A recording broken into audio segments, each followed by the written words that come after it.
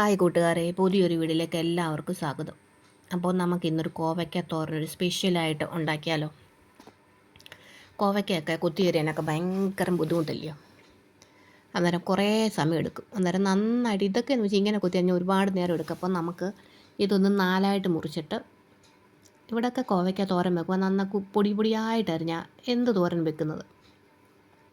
അന്നേരം ഞാനിത് നടുകി ഒന്ന് കീറി നാലായിട്ട് പിന്നെ ഒന്നും കൂടെ കീറിയിട്ട് നാലായിട്ട് പൊളന്നിട്ട് അത്യാവശ്യം ചെറിയ കഷ്ണങ്ങളായിട്ട് ഇതുപോലൊക്കെ അരിഞ്ഞെടുത്തിട്ടുണ്ട്.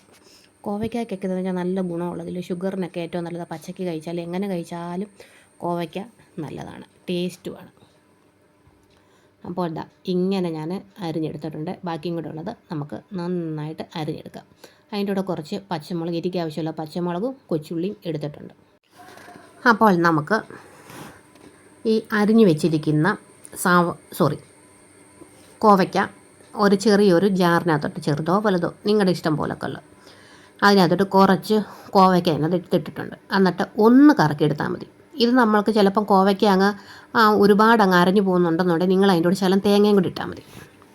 ഒരു കളർഫുള്ളിന് പിന്നെ ഞാൻ കുറച്ച് ക്യാരറ്റും കൂടി ഇട്ടിട്ടുണ്ട്. നന്നായിട്ട് കൊത്തിയരിഞ്ഞ് വന്നിട്ടുണ്ട്, നല്ല സുന്ദരമായിട്ട്.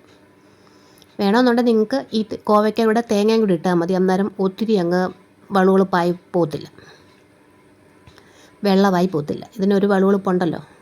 ഓരോരുത്തരും ഓരോന്നില്ല പറയണേ, അതിനിവിടെ പറയുന്നത് അങ്ങനെ. അന്നേരം ചൂട് കെട്ടിയൊരു പാത്രം എടുത്തിട്ടുണ്ട്. ആവശ്യത്തിന് വെളിച്ചെണ്ണ ഒഴിച്ച് കൊടുക്കുക. അതൊന്ന് ചൂടാകട്ടെ. ചൂടായി കഴിയുമ്പോഴത്തേക്ക് നമുക്ക് ആവശ്യത്തിന്, ഞാൻ ഇച്ചിരി വെള്ളം കയ്യിന്നായിപ്പോയത്, അതിൻ്റെ പൊട്ടിത്തെറി അത് വയലൻ്റ് ആവുന്നു എന്നോട്. ആവശ്യത്തിന് കടുക് ഇട്ട് കൊടുക്കാം. കടുകും നന്നായിട്ടൊന്ന് പൊട്ടി വരുമ്പോഴത്തേക്ക് നമുക്ക് ആവശ്യത്തിന് ഉഴുന്നും വറ്റൽ മുളകും കൂടെ ഇട്ട് കൊടുക്കാം. അത് നന്നായിട്ട് റെഡി ആയിട്ടുണ്ട്. അപ്പോഴത്തേക്ക് ഞാനത് അരിഞ്ഞു വെച്ചിരിക്കുന്നതും തേങ്ങയും കൂടെ ഒന്നിച്ചിട്ട് ഒന്ന് ഇളക്കിയെടുക്കാം. ഇളക്കിയെടുത്തിട്ട് വെള്ളം ഒഴിക്കേണ്ട കാര്യമേ ഇല്ല. നമുക്ക് നന്നായിട്ട് തട്ടിപ്പൊത്തി വെക്കാം. ഇവിടെ തട്ടിപ്പൊത്തി വെച്ചിട്ട് അടച്ച് വെക്കണം. നന്നായിട്ട് കൂന കൂട്ടി വെക്കുക. അങ്ങനെയൊക്കെ പറയാം. ഇത്തിരി വെളുത്തുള്ളി ഇട്ടു. ഇതിനകത്ത് ഞാൻ ഉപ്പും കുരുമുളക് പൊടി ഇട്ടതേ ഉള്ളൂ, ജീരകമൊന്നും ഇട്ടില്ല.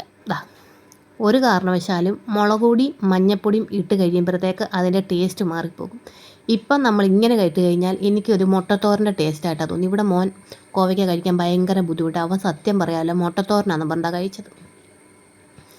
നല്ല ടേസ്റ്റാണ്. കോവയ്ക്ക കഴിക്കത്തേ ഇല്ല ഇവിടെ. ഇത് പ്രത്യേക ഒരു ടേസ്റ്റാണ് കേട്ടോ. കൊത്തി അരിയാനൊക്കെ ബുദ്ധിമുട്ടുള്ളവർക്ക് ഇങ്ങനൊന്നും അന്ന് പറഞ്ഞാൽ മിക്സിയിലിട്ടോ കറക്കിക്കൊണ്ടിരിക്കല്ലേ, ഓണാക്കി ഓഫാക്കി ഓണാക്കി ഓഫാക്കി അതുപോലൊക്കെ ഇരുന്ന് കഴിഞ്ഞാൽ ഇതുപോലൊക്കെ വരും. നല്ല ടേസ്റ്റി ആയിട്ടും ഹെൽത്തി ആയിട്ടും നല്ല കോവയ്ക്ക തോരൻ. ചിലയിടത്ത് തോരൻ പറയും, ചിലയിടത്ത് മെഴുക്കുവരട്ടി പറയും. അപ്പോൾ അടുത്ത വീഡിയോ ആയിട്ട് വീണ്ടും കാണാം. Thank you.